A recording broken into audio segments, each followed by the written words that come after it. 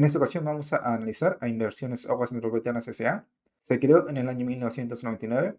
Tiene como giro ser una sociedad de inversión en acciones de Aguas Andinas y es de hecho el grupo controlador de Aguas Andinas con el 50,1% de sus acciones. El grupo controlador de Inversiones Aguas Metropolitanas es el grupo Veolia con el 50,1% de las acciones y desde que se creó en el año 1999 nunca ha realizado un aumento de capital. Los dividendos podemos observar cómo desde el año 2016 hasta el año 2022 fueron disminuyendo. A partir desde el año 2023 hasta el año 2025 se han mantenido relativamente estables de todas formas.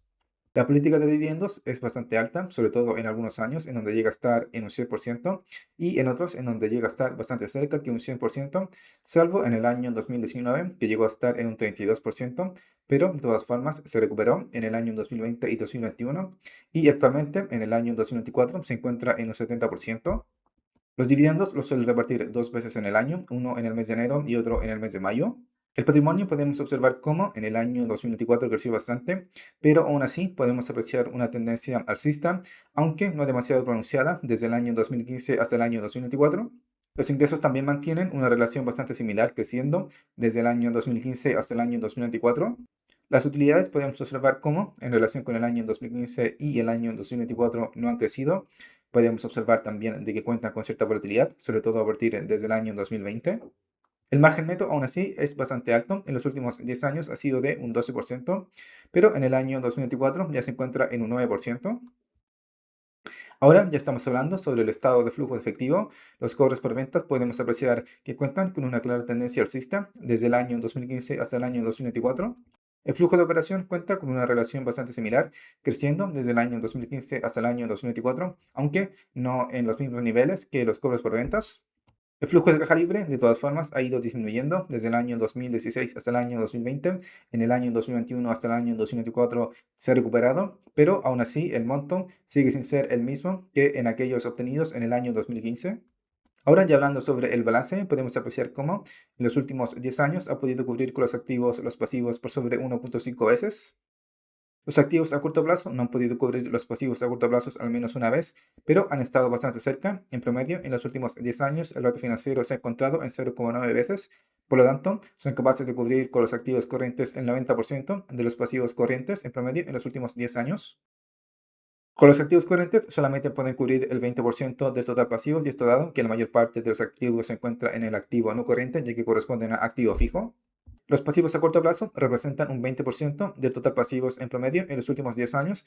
Este es un ratio financiero bastante bueno, ya que significa que la mayor parte de la deuda se encuentra a largo plazo, en un 80%. Y también la deuda financiera, esto es los créditos, representan un 80% del total pasivos en promedio en los últimos 10 años. El promedio de los dividendos de los últimos 10 años es de 53 pesos.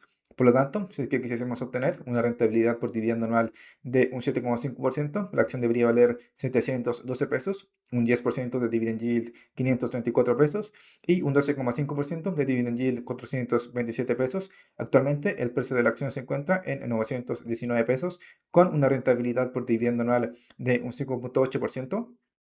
El precio de la acción podemos observar cómo a finales del año 2019 cayó bastante, hasta mediados del año 2022, en donde se encontró en su mínimo histórico, y desde entonces se ha recuperado bastante, recuperando la mayor parte de la caída del precio, encontrándose en 919 pesos actualmente, aunque no se encuentra en los mismos niveles que anteriormente al año 2019, en donde rondaba entre los 1.100 y los 1.200 pesos. Recapitulando lo que vimos anteriormente comentar, de que los dividendos son estables desde el año 2022, tras sufrir una caída desde el año 2016 hasta el año 2021, y además cuenta con una alta política de dividendos, el patrimonio y los ingresos son crecientes, las utilidades de todas formas se mantienen sin crecimiento, posee un alto margen neto, en promedio en los últimos 10 años ha sido de un 12%, los cobros por ventas y el flujo de operación son crecientes, el flujo de caja libre aún así es volátil y sin crecimiento, el balance es bastante sólido.